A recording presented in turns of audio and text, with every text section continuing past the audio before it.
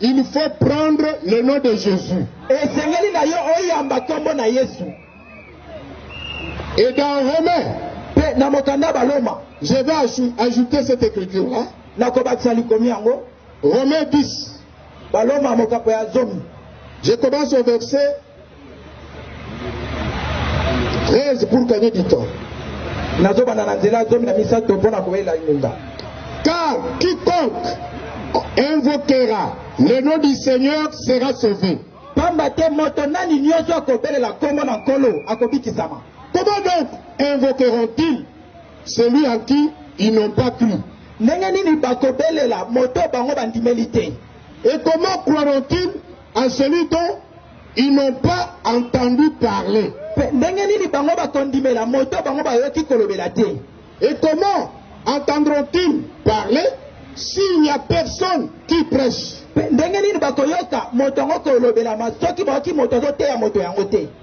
comment y aura-t-il des prédicateurs s'ils ne sont pas envoyés?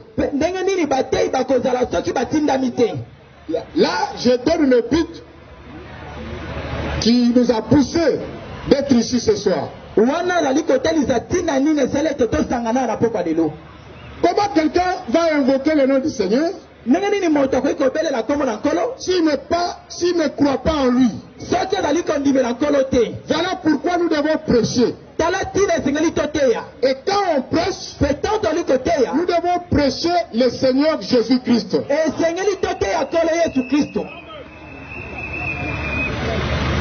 Chaque personne, dans son bon sens, sait que Dieu existe. Mais ce Dieu-là, pour nous sauver, il a pris un nom de rédemption. Et ce nom-là est le Seigneur Jésus-Christ. Comment il est parvenu à prendre ce nom-là? Nous tous, nous connaissons l'histoire du jardin d'Éden. Dieu avait créé Adam et Ève, les a placés dans son jardin. Mais quand le péché est entré, il y a eu une séparation entre Dieu et ce couple-là. Mais comme en Dieu, il avait la tribu des sauveurs, il devrait manifester cela. Ce n'est pas Adam et Ève qui sont partis à la recherche de Dieu.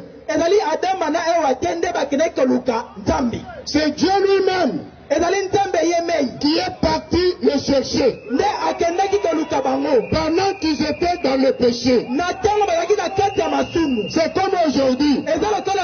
Nous prêchons, mais c'est Jésus qui est en train de vous chercher. Peu importe les conditions dans lesquelles vous vous trouvez. Écoutez maintenant. Il dit à Adam, tu as fait pourquoi? C'est que tu as mangé les fruits. Au lieu de maudire ceux qui avaient péché, Dieu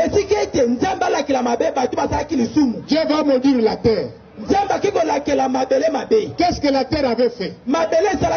Pendant que l'homme qui avait péché était là. Et quand Dieu regarde dans son amour, il va annoncer la venue du Messie. Il va annoncer la venue du Sauveur. Et il met la réconciliation. Il remet cette réconciliation-là. Comment? Il va prendre un animal innocent. Il coupe la tête. Il prend la peau. Il leur donne comme les habits. Et le sang coule. Puis il leur dit, chaque fois que vous tomberez, chaque fois que vous feriez le mal, il faut tuer un animal. Mais remarquez, la vie animale est inférieure par rapport à la vie humaine. Ainsi, l'intérieur ne pouvait pas changer. C'est pourquoi vous voyez dans l'Ancien Testament, les gens venaient adorer Dieu, mais quand ils rentrent, ils ont toujours la nature du péché en eux. Parce que les sacrifices n'étaient pas parfaits. Et Dieu dans son plan, il dit, moi-même, je viendrai pour en finir avec les problèmes du péché. Alors, qu'est-ce qu'il va faire? Il va commencer à envoyer des prophètes. Et chaque prophète qui venait, il parlait toujours de Jésus. Si vous voyez un prophète aujourd'hui qui ne parle pas de Jésus, c'est un faux prophète. Les vrais prophètes doivent parler de Jésus. Et chaque prophète qui venait, il parlait de Jésus. Il parlait de Jésus.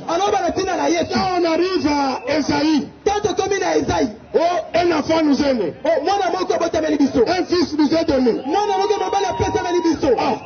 Mais il prophétise. Les années passent. Les années passent. Les années passent.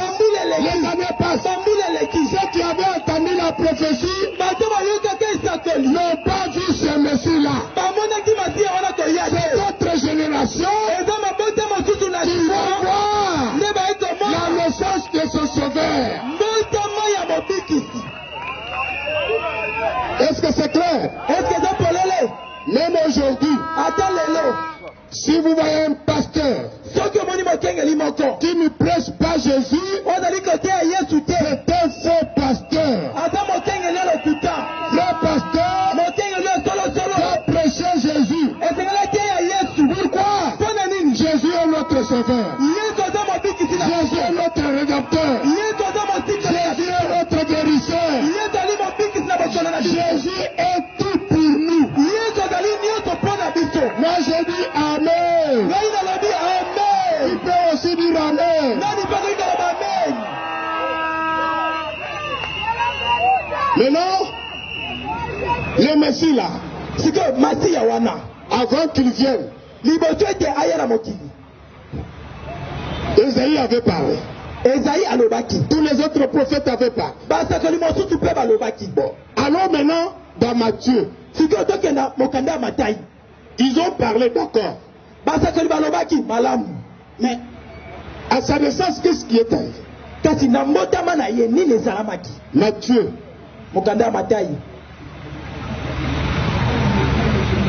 Quand nous allons dans Matthieu,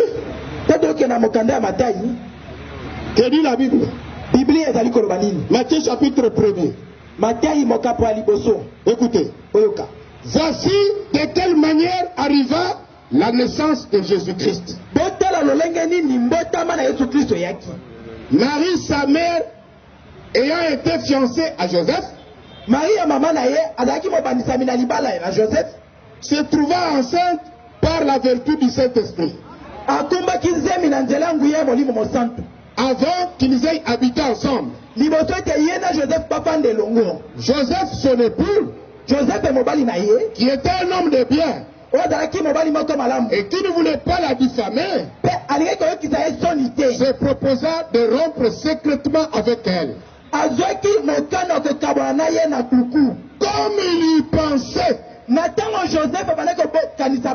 voici un ange du Seigneur lui apparut en songe et dit, Joseph, fils de David, ne crains pas de prendre avec toi Marie, ta femme. Car